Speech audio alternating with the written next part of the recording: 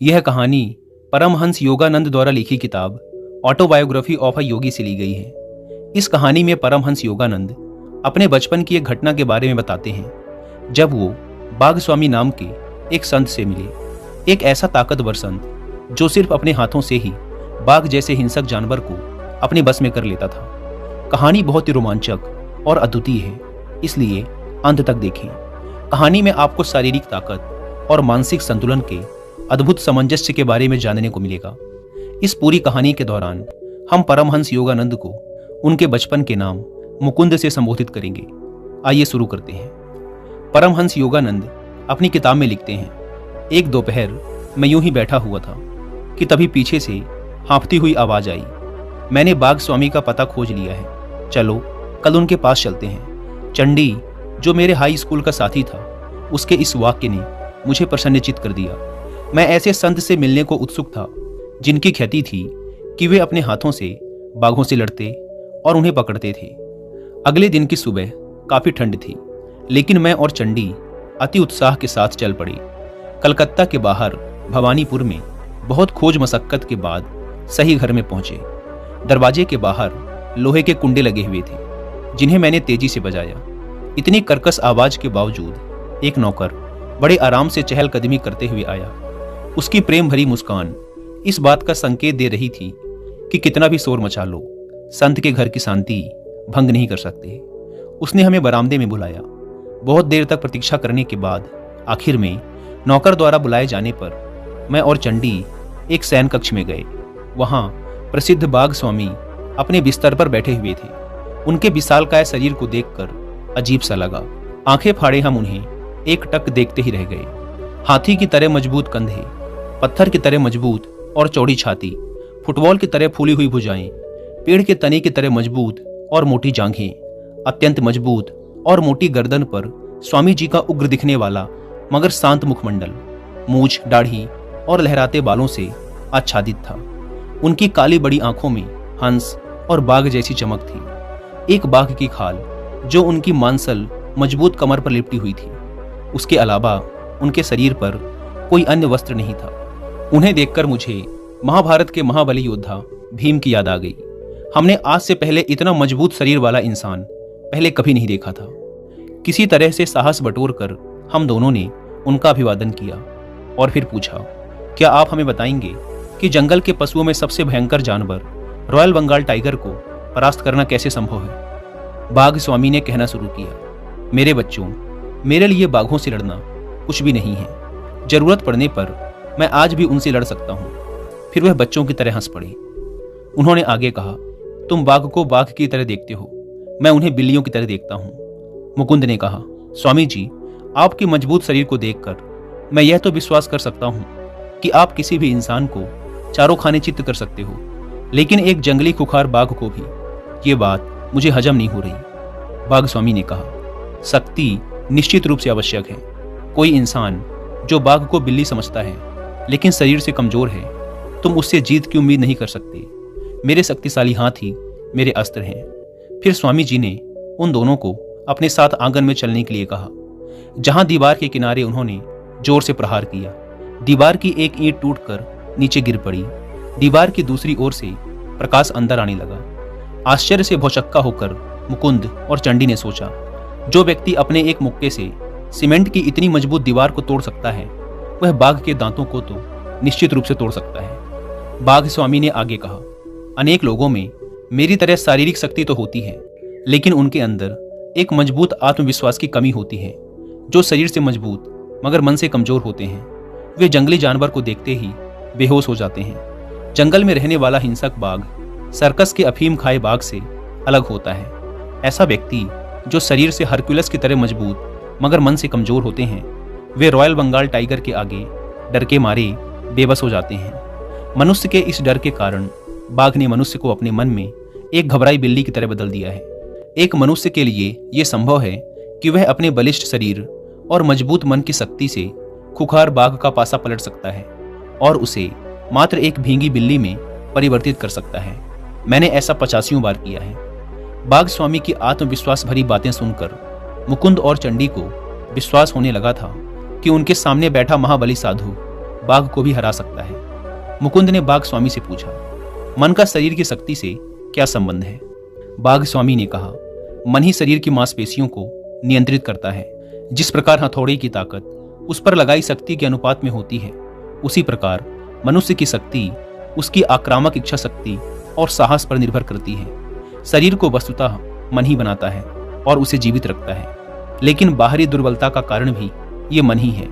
इंसान अपने आसपास के माहौल और अपनी बुरी आदतों की वजह से अपने शरीर को कमजोर बना लेता है और फिर आदत से मजबूर ये शरीर मन की ताकत को नकारता है और फिर यह जीवन को चक्र इसी प्रकार चलता रहता है।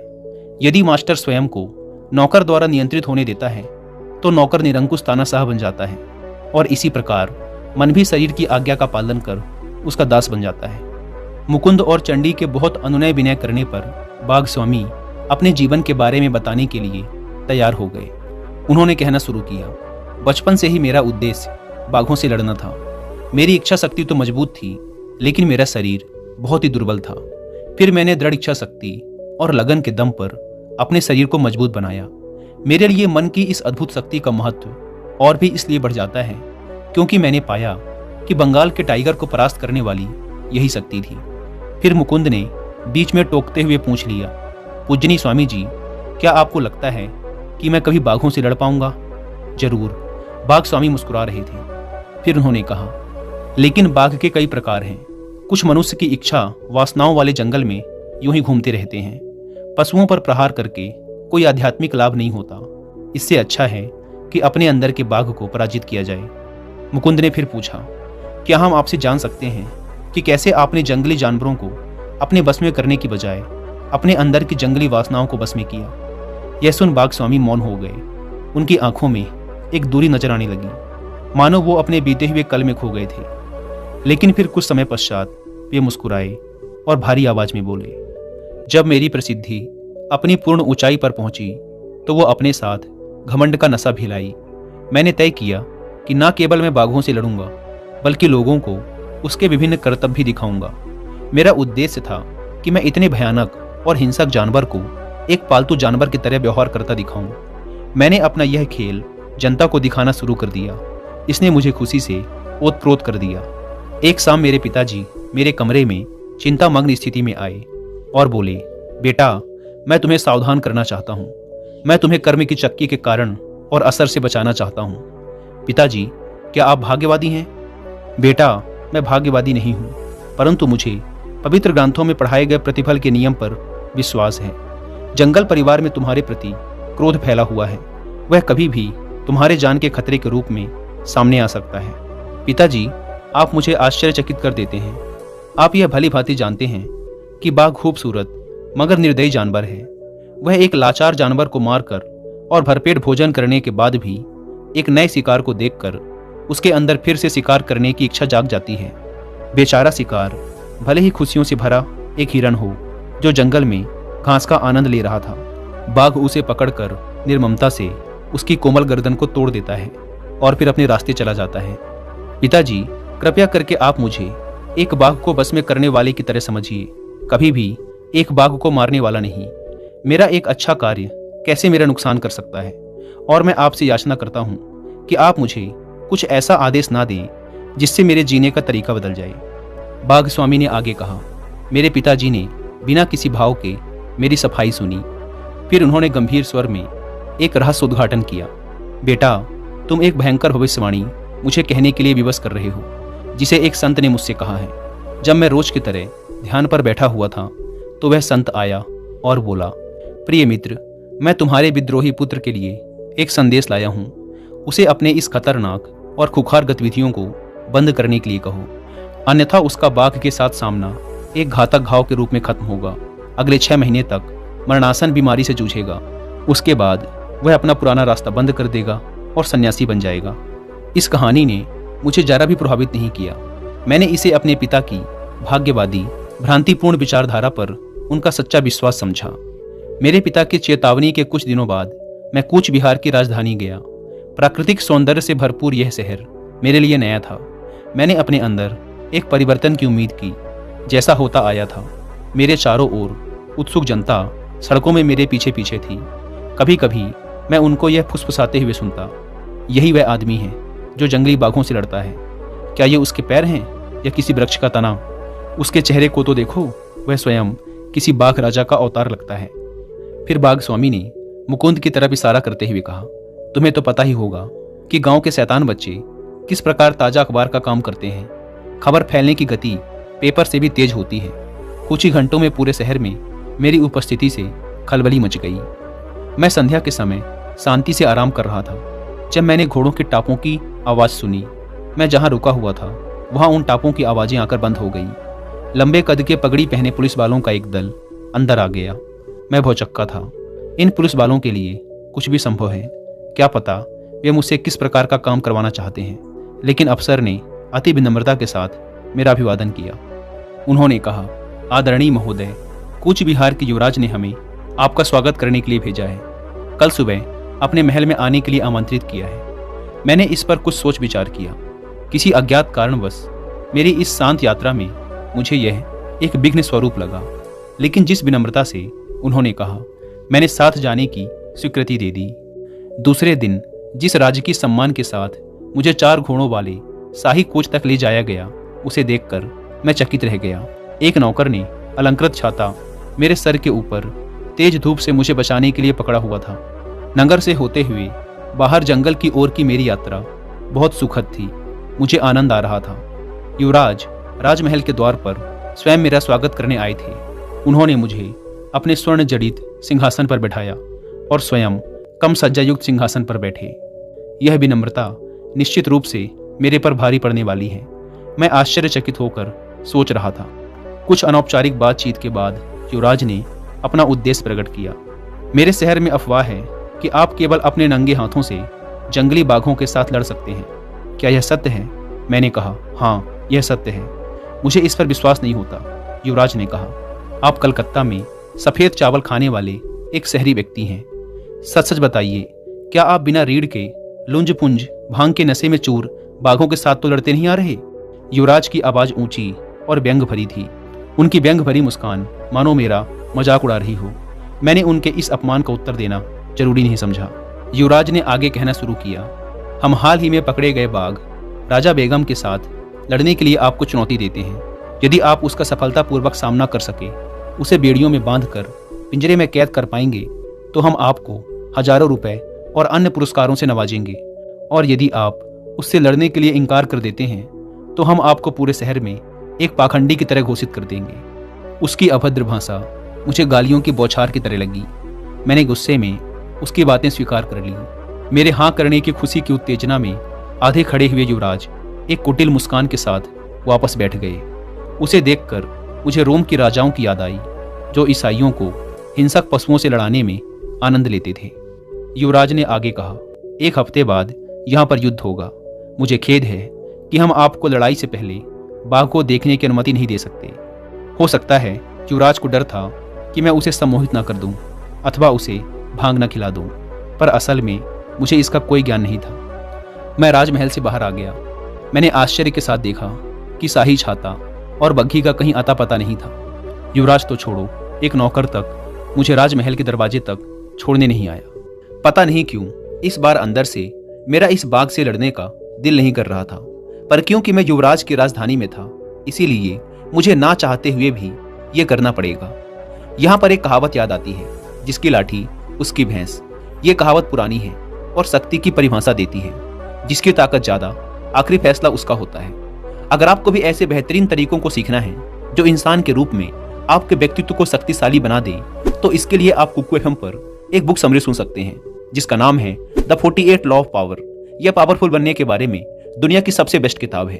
कुकू एफएम इंडिया का सबसे बड़ा ऑडियो बुक प्लेटफॉर्म है, जहां पर आप हजारों किताबों को ऑडियो फॉर्म में सुनकर अपनी नॉलेज बढ़ा सकते हैं। वैसे तो इस प्लेटफॉर्म के पूरे साल भर का सब्सक्रिप्शन पड़ता है सिर्फ 399 रुपीज का, लेकिन आप में से पहले 250 लोगों को ये पड़ेगा सिर्फ 199 रुपीज का, अगर आप यूज करते हैं कूपन कोड WI50। ऐप को डाउनलोड करने की link description and first comment पर मिल जाएगी। आइए अब अपनी कहानी में आगे बढ़ते हैं। बाघ स्वामी कुछ देर के लिए मौन रहे, फिर चंडी और मुकुंद की तरफ देखते हुए भारी आवाज में उन्होंने आगे कहना शुरू किया। अगले हफ्ते मैंने अपने मन और शरीर को आने वाली परीक्षा के लिए तैयार किया। अपने नौकर से मुझे अनेक विलक्षण कहानियां सुनने को मिल रही थी। पिताजी के पास जिस संत ने भविष्यवाणी की थी, वह भविष्यवाणी भी किसी प्रकार लोगों में फैल गई थी। कई गांव वालों का विश्वास था कि एक दुष्ट आत्मा जिसे देवताओं ने अभिशाप दिया था, वह एक बाघ के रूप में है। वह रात्रि के समय दानवीय रूप धारण करता है, लेकिन दिन में वह बेड़ियों में जकड़ा रहता है, और इसी दानव स्वरूप बाघ को मुझे नीचा दिखाने के लिए भेजा गया है। दूसरी कल्पनाशील कहानी थी कि बाघों के अपने देवता से की गई प्रार्थना का उत्तर बाघ राजा बेगम के रूप में आ गया है। पूरी बाघ जाति को इतनी हानि पहुंचाने वाले इस 2 पैरों वाले यानी मुझको दंडित करने के लिए उसे बनाया गया है। एक फर रहित, पंजा रहित मनुष्य की इतनी हिम्मत जो नख पंजों से युक्त बलिष्ठ पैरों वाले बाघ को चुनौती दे। सभी अपमानित बाघों का जहर मिलाकर, जैसा गांव वालों का कहना था कि बाघ को पालतू बनाने वाले इस अभिमानी पुरुष को दंडित किया जाएगा। मेरे नौकर ने आगे मुझे बताया कि युवराज स्वयं मानव और पशु के बीच होने वाले द्वंद्व का कार्यभार देख रहे थे। उन्होंने अपनी देखरेख में एक विशाल तंबू का निर्माण कराया जिसमें हजारों लोग समा सके। इसके केंद्र में राजा बेगम का पिंजड़ा था, जिसके बाहर एक सुरक्षा कमरा था। पिंजड़े में शेर खून जमा देने वाली दहाड़े मार रहा था। उसकी भूख बढ़ाने के लिए उसे अल्प मात्रा में भोजन दिया जा रहा था। शायद युवराज चाहते थे कि उसका भोजन मैं ही बनूं। शहर और उसके आसपास से लोगों की टिकट लेने की आतुरता देखते ही बनती थी। ढोल पीट पीट कर इस अनोखी प्रतियोगिता का ऐलान हो रहा था। जिस दिन लड़ाई होनी थी, सैकड़ों लोगों को टिकट ना मिलने की वजह से वापस जाना पड़ रहा था। लोग टेंट को फाड़कर अंदर आने की कोशिश कर रहे थे। जिसको जहां जगह मिलती वह वहीं अटक जाता। राजा बेगम की कान फाड़ देने वाली गर्जना और भय से आक्रांत लोगों के कोलाहल के बीच मैंने शांत मन से तंबू में प्रवेश किया। मेरे शरीर में लंगोट के अलावा कोई कपड़ा नहीं था। मैंने सुरक्षा कमरे का दरवाजा खोला और फिर शांत ढंग से उसे बंद कर दिया। बाघ को खून की खुशबू आ गई। मुझे देखते ही बाघ अपने पिंजड़े के अंदर जोर जोर से उछला। यह देख लोगों ने तेज आवाज और तालियों से उसका स्वागत किया। उसके बाद दर्शकों के बीच दया भावना और भय से सन्नाटा छा गया। उस भयंकर और क्रोधित बाघ के सामने मैं एक बेचारा मेमना लग रहा था। पलक झपकते ही मैं पिंजरे में घुस गया, परंतु जैसे ही मैंने दरवाजा बंद किया, वह उछलकर मेरे ऊपर आ गया और मेरे दाहिने हाथ पर एक जोड़ का पंजा मारा, जिससे मेरे दाहिने हाथ से बहुत तेजी से खून निकलने लगा। मानव खून बाघ के लिए सबसे स्वादिष्ट दावत होती है, जो कि मेरी बाहों से बह रहा था। आज जिंदगी में पहली बार मुझे इतना भयंकर घाव लगा था, वो भी लड़ाई की शुरुआत में। उस संत द्वारा कही गई भविष्यवाणी मुझे सत्य होती प्रतीत होने लगी, लेकिन मैं फौरन अपनी चोट से संभला। रक्त से भींगी उंगलियों को मैंने लंगोट में छुपा लिया और बाएं हाथ से हड्डी तोड़ प्रहार बाघ पर करने लगा। बाघ लड़खड़ाकर पीछे हट गया, फिर पलटकर अत्यंत क्रोध के साथ मुझ पर झपटा। मेरी प्रसिद्ध मुट्ठियों का प्रहार उसके सर पर होने लगा, लेकिन मेरे खून के स्वाद ने राजा बेगम के ऊपर एक उन्माद पैदा कर दिया था। जैसे एक शराबी शराब चखने के बाद उन्मत्त हो जाता है, उसी प्रकार बीच बीच में चिंघाड़ते हुए उसके प्रहार तेज होते जा रहे थे। वह और आक्रामक तरीके से मुझ पर हमला कर रहा था। मेरा एक हाथ घायल होने की वजह से उसके पंजों और दांतों के आगे अपना बचाव करना काफी नहीं था। मेरी आत्मरक्षा करने की प्रणाली कमजोर होती जा रही थी, परंतु फिर भी मैं उस पर तीखे प्रहार करता गया। दोनों ही रक्त रंजित होकर जीवन मरण का युद्ध लड़ रहे थे। पिंजरे में शोर था, चारों तरफ खून के छींटे उड़ रहे थे। बाघ के गले से दर्द की चीख फूट रही थी। गोली चलाओ, बाघ को मार डालो, गोली चलाओ, बाघ को मार डालो, दर्शक चीख रहे थे। लेकिन हम दोनों के लड़ने की रफ्तार इतनी तेज थी कि एक सिपाही के द्वारा चलाई गई गोली भी अपना निशाना चूक गई। मैंने अपनी पूरी ताकत के साथ उसके मस्तक पर एक अंतिम खोपड़ी तोड़ प्रहार किया। बाघ गिर गया और ठंडा होकर पड़ा रहा, एक पालतू बिल्ली की तरह। राजा बेगम अंत में खत्म हो गया था। उसका शाही अभिमान चूर चूर हो गया था। मैंने अपने घायल हाथों से उसके जबड़ों को खोला।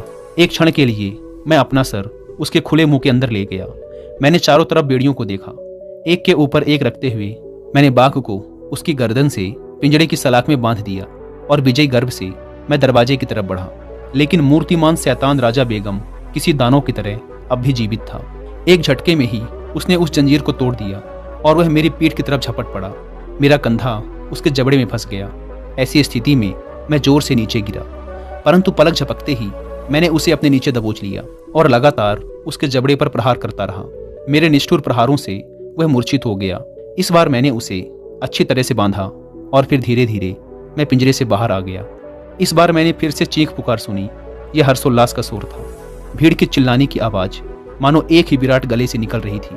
मैं भयंकर रूप से घायल था, लेकिन मैंने लड़ाई की 3 शर्तें पूरी कर ली थी। बाघ को बेहोश करना, उसे जंजीर में बांधना, फिर बिना किसी सहायता के पिंजरे से बाहर आना। मैंने उस भयंकर बाघ को इतनी बुरी तरह से घायल और डरा दिया था कि मेरे सर का उसके जबड़ों के बीच होकर भी वह इस पुरस्कार को ग्रहण नहीं कर सका। मेरे घावों की मरहम पट्टी होने के बाद मेरा सम्मान किया गया और मुझे हार पहनाए गए। सैकड़ों सोने के सिक्के मेरे ऊपर बरसाए गए। पूरा शहर उत्सवमय हो गया। मेरी सबसे खतरनाक और हिंसक जीप पर विजय, इसके बारे में अंतहीन चर्चाएं सुनाई देने लगी।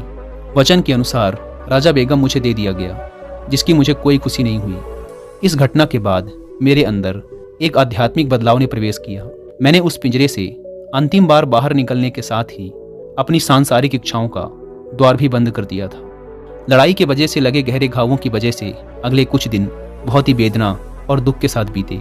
6 महीने तक मैं खून के जहरीले होने की वजह से मृत्यु से लड़ता रहा। जैसे ही मैं कूच बिहार छोड़ने लायक हुआ, मैं अपने गांव वापस आ गया।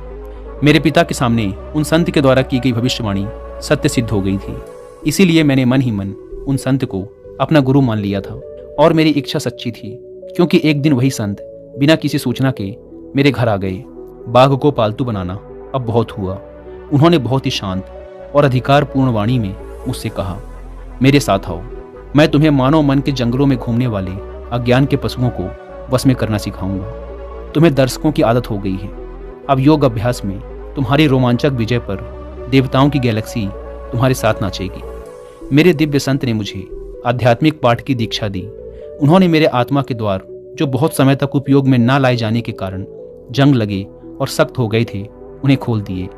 जल्द ही हम दोनों एक दूसरे का हाथ थामे मेरी साधना के लिए हिमालय की ओर निकल गए। यह कहानी खत्म होने के बाद चंडी और मुकुंद ने स्वामी जी के चरणों में साष्टांग प्रणाम किया।